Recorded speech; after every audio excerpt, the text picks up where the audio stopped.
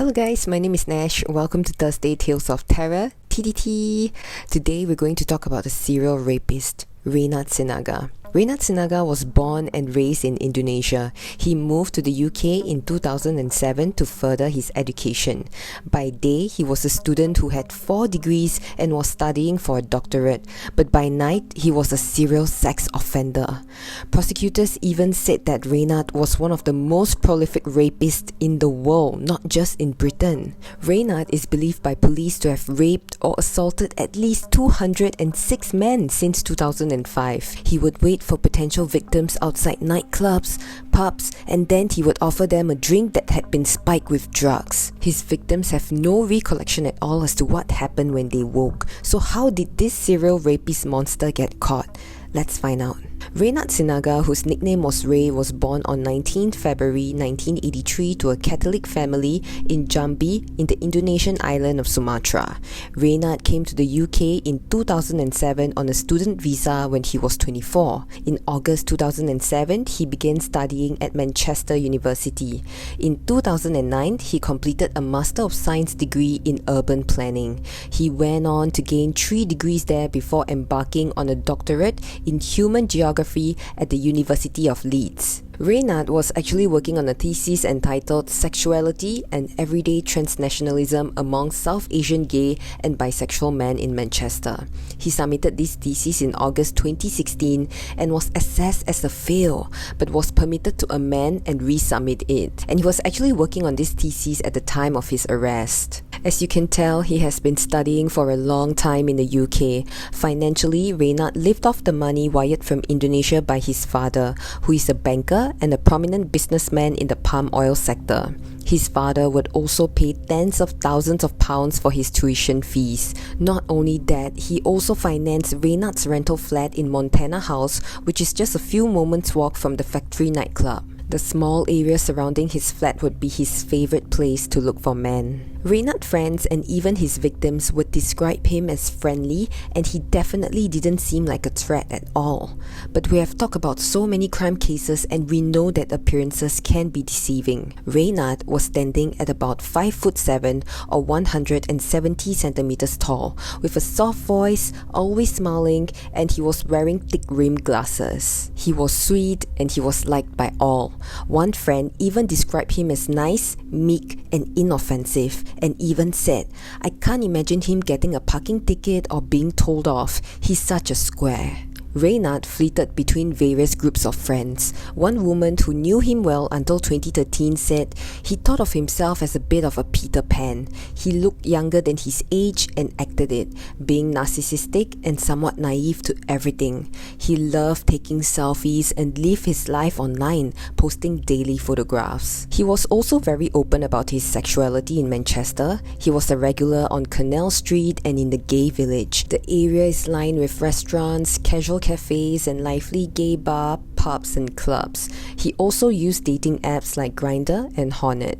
He had a few relationships, but they didn't last for very long. A female friend of his did say that Reynhard did not cope well with rejection. She recalled an incident when Reynhard had threatened to drink bleach when one of his boyfriends broke up with him. Despite being out in Manchester, Reynhard was in the closet with his parents. Every time he went back to Indonesia, he had his hair cut shorter before he got on the plane.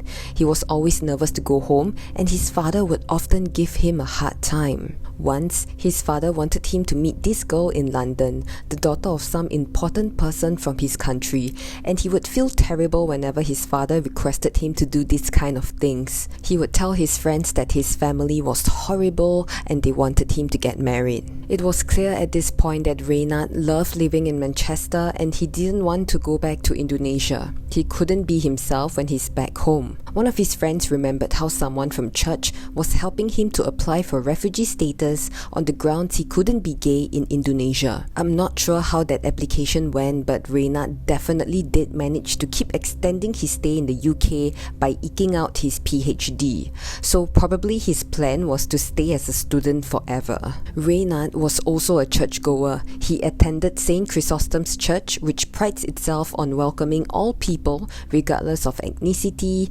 age, relationship status, disability, or sexual orientation, and regardless of how much or how little faith people have. He was even pictured on a church blog post from 2012 when he helped with a children's Easter project and talked about the children having a fabulous time. Many who knew Reynhard would describe him to be very outgoing as well. He was one of those people who were always out and about, always going on holiday. Reynhard did work a few jobs if you wondered, but they were not long-term, just like his relationships. And yet, he never seemed short of cash. So his friends were always wondering where his money came from because he never seemed to work.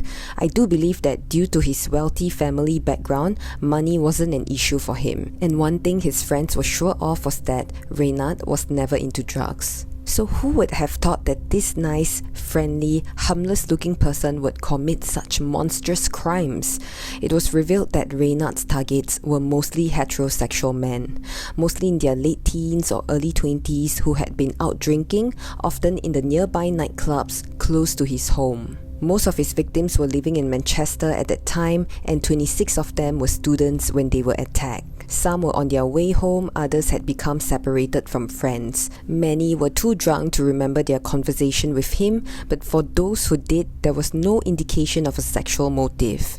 He used various pretexts to entice each victim to his flat. He would offer them to rest in his place or help them phone a taxi. On one occasion, it took him just 60 seconds to pick up a victim. So once these victims were in his flat, they would be offered a drink that had been spiked with a drug, and that was the last they remember. Here are some accounts that explain how Reynhard operated, just to get an idea. One of his victims recalled that he was waiting for his girlfriend outside Fifth Avenue nightclub when he was approached by a small Asian guy who seemed harmless. The victim was invited back to his flat to wait for his girlfriend, but recalled nothing further after being given a shot of clear liquid to drink. Another victim described Reynhard as a young Asian gentleman. He was approached and he told Reynhard that his phone was dead and he was trying to get a taxi, but none would stop for him. So Reynhard invited him to go to his place to get his phone charged and maybe have a quick chat. The victim agreed, and he felt that Reynhard didn't seem like an imposing character. When they were having conversations in the apartment, he said Reynhard appeared to be an honest, motivated person with an interest in academic research. Like many other victims, he was offered a drink and he couldn't remember a single thing until the next morning. He remembered waking up confused, disoriented, and he left the flat within 5 minutes. He didn't even know that he had been raped until being approached by the police. There was also one victim who clearly remembered his friends had put him in a cab outside the club, but his next recollection was waking up in a strange apartment. He saw Reynhard in the apartment and he asked him, "What happened? Why am I here?" Reynhard told him that he was lying in the street and he just decided to provide care and shelter for him. A lot of his victims believed his story. They believed that Reynhard had taken care of them. Reynhard would often describe himself as a good Samaritan to his victims who had found them unconscious on the pavement whenever they asked him what happened. Another man remembered waking up on the floor covered in a blanket, and he even thanked Reynhard for letting him stay over, but later realized he had lost his mobile phone. But he didn't think that it was Reynhard who had taken it. All in all, some felt guilty for imposing on him, while others agreed to be his friend on Facebook. One even returned with his girlfriend to Reynhard's apartment the next day to prove that he had innocently spent the night at Reynhard's rather than with another woman. Now, some victims felt incredibly unwell after regaining consciousness, sometimes naked and covered in vomit. One victim, who woke up naked on Reynhard's floor, felt nauseous and frightened. He was certain he had been drugged and even told his fiancée about it. Another man, who was told he could sleep on the floor, recalled waking twice during the night, on one occasion to be sick. He remembered that he was unable to move his arms and could feel himself being penetrated before passing out again. In the morning, he briefly spoke with Reynhard before leaving. They did not report what happened to the police until being approached by them. It is believed that Reynhard likely drugged his victims with GHB, which rendered them unconscious before he assaulted them. GHB is a colorless and odorless liquid or powder usually dissolved in water. GHB generates feelings of euphoria in very small doses. In larger amounts, it can cause unconsciousness and even death. So if you're not careful with the amount, this case could have easily turned into a murder case. Most of his victims were not aware that they had been raped due to the drug, or a few might have suspected that they had been, but were probably too embarrassed to report to the police. Reynhard continued searching for victim after victim until one day, things didn't quite go his way. It all came to an end in summer 2017. It was just after midnight on 2nd June 2017 when Reynhard, who was 34 then, approached his final victim, an 18-year-old amateur rugby union player. He left the factory nightclub to get some fresh air after becoming separated from his friends. Reynhard persuaded him to come back to his flat to get out of the cold. He also suggested to the rugby player that he could try to contact them from his flat. He agreed. After taking a shot handed to him by Reynhard, he fell into a state close to unconsciousness. He woke up several hours later, lying face down with his jeans and boxer shorts around his knees.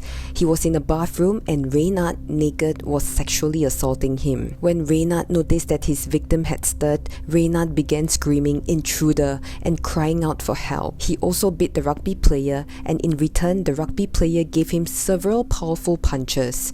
The paramedics were called, and by the time the paramedics arrived, Reynhard had to be taken to hospital with a suspected bleed in the brain. With the injuries to Reynhard, the police had initially arrested the wrong man, suspecting the rugby player of grievous bodily harm. But Reynhard's behavior in the hospital began to arouse suspicion. He kept asking officers for his mobile phone to be brought to him from his flat.